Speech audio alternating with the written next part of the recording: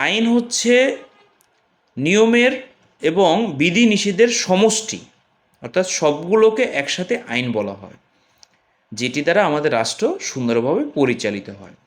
এবার আপনারা জানেন যে কোনো রাষ্ট্রে যদি আইন শৃঙ্খলা, আদালত এগুলোর প্রতি যথেষ্ট সম্মান, শ্রদ্ধা বা এগুলোকে না মানা হয়, তাহলে সেই রাষ্ট্র কখনোই ভালোভাবে পরিচালিত হতে পারে না। তো এই জন্য আইন মানা সবার জন্যই জরুরি। তা আমরা পরবর্তীতে এই যে আইন সম্পর্কে আরও বিশদ আলোচনা করার চেষ্টা করব। যারা বিশেষ করে আইনের ছাত্র আছেন, আইন সম্পর্কে জানতে চান, আমি মনে করি দেশের প্রত্যেকটি সামাজিক এবং সচেতন নাগরিককেই আইন সম্পর্কে যথেষ্ট জ্ঞান রাখা উচিত।